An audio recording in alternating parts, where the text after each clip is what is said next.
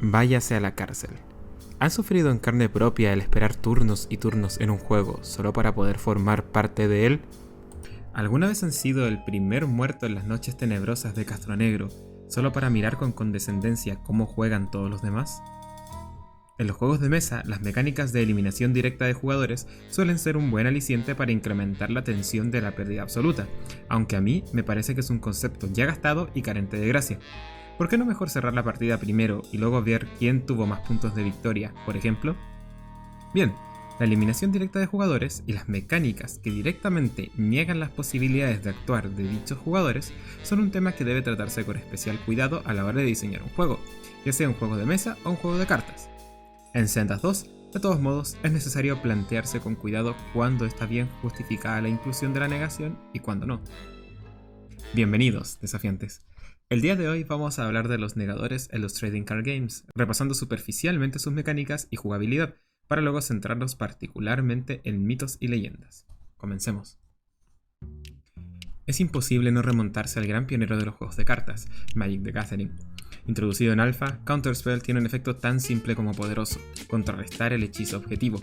En palabras simples, contrarrestar quiere decir negar el efecto de una carta jugada, enviándola al cementerio para que no haga nada.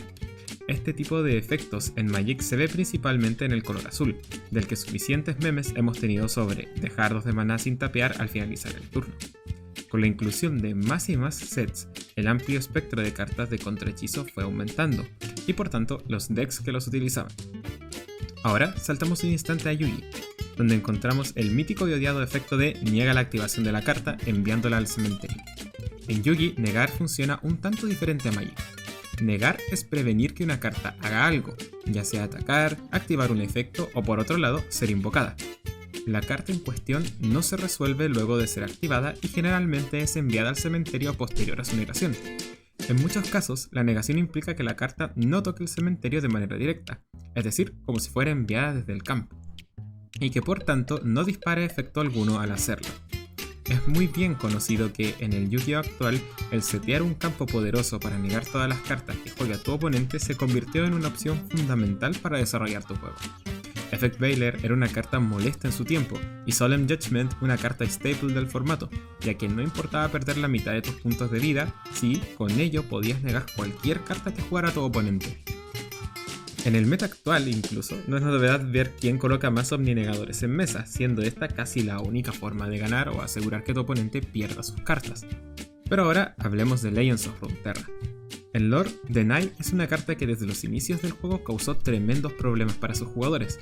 Antaño, por coste 3 de maná te permitía negar cualquier hechizo, creando así los Warmother's Call, Ruination o cualquier posible amenaza que requiriera un gran gasto de recursos. Y es que este es uno de los problemas de las negaciones. Si bien representan generalmente un empate en lo que a ventaja de cartas se refiere, lo que hace la diferencia entre unos y otros es cuántos recursos de maná gastas para poder usarlos. Si por 2 de maná puedes negar una carta de coste 8, entonces, ¿qué sentido tiene jugar cartas de coste tan alto en primer lugar?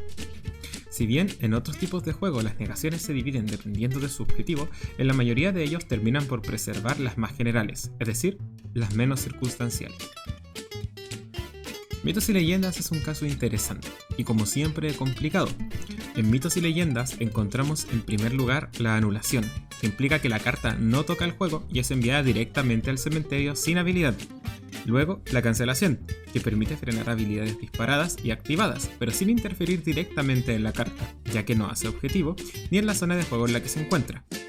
La prevención, por otro lado, evita que una o más cartas que controles sean objetivo de efectos por una acción, requiriendo tener algo que prevenir en primer lugar. Finalmente, la redirección intercambia el objetivo por otro válido de un efecto. ¿Cuál de estos 4 termina siendo el más poderoso? Bueno, depende del formato.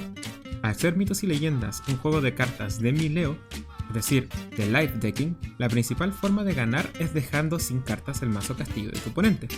¿Cómo controlas entonces el efecto bola de nieve? Dando cartas para barajar otras de regreso al mazo o por el contrario, permitiendo que el cementerio se vuelva gradualmente una segunda mano. En el primer caso, en el que más se baraja que se interactúa con el cementerio, la anulación es un poderoso negador, y el más fuerte de todos, ya que impide que la carta se mantenga en la zona de juego, y además la deja sin disparar sus habilidades.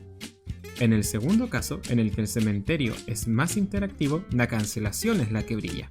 ¿Por qué? Porque la fuerza de los aliados deja de ser un factor más relevante, así como la ventaja de cartas en mesa.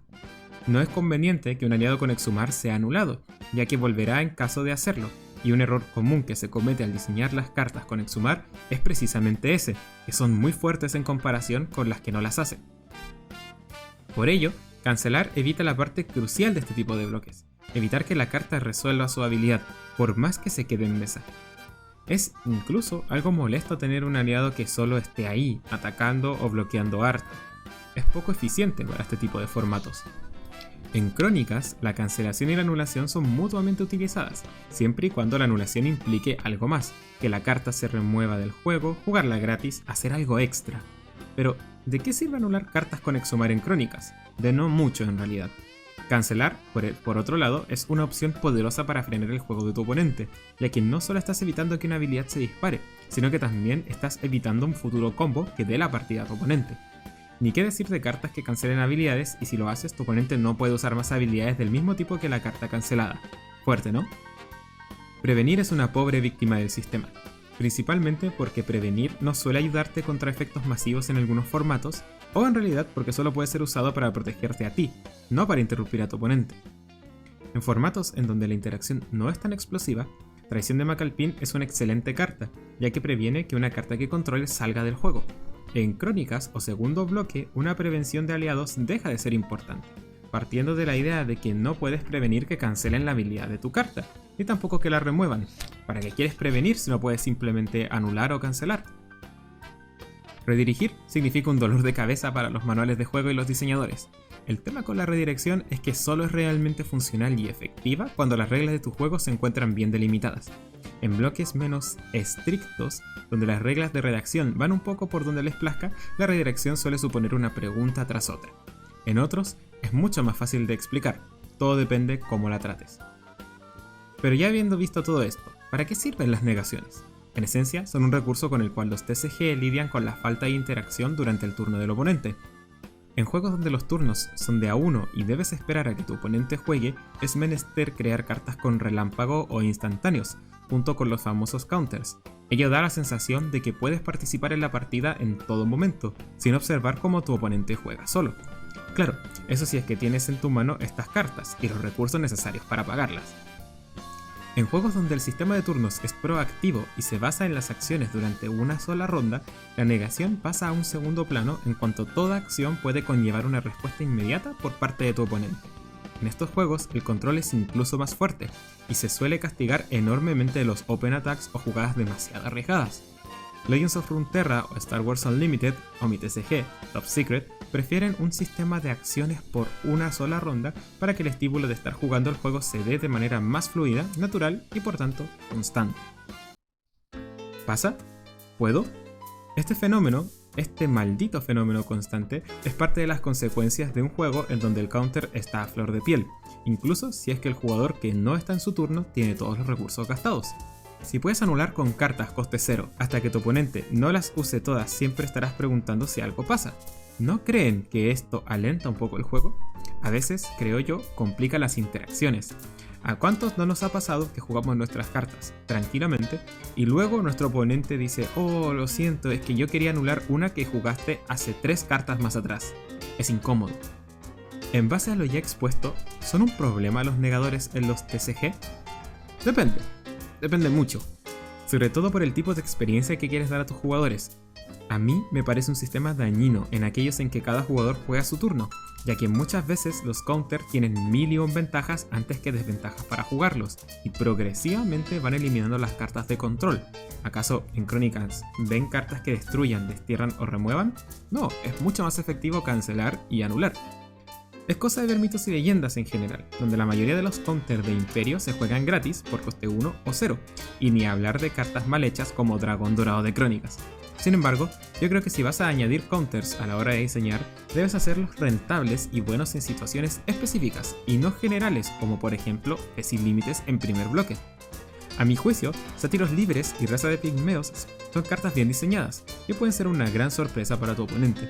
Aún así, yo optaría siempre por crear instantáneos, que son mucho más fáciles de manejar y que te premian por esperar el momento justo, en vez de lanzarlos a lo loco. Si tu juego tiene un sistema de turnos de iniciativa, en cambio, yo recomiendo que antes de agregar counters pienses en alternativas de castigo para acciones arriesgadas de tu rival, que lo hagan pensar con cuidado en qué va a gastar dicha acción.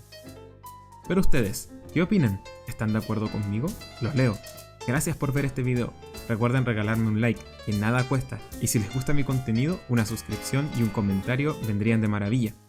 Tengo mi propio trading card game, he subido 2 videos sobre él, su nombre es Top Secret y ahora estoy preparando buenas partidas. Échenle un vistazo si les interesa, las subiré. Hasta la próxima.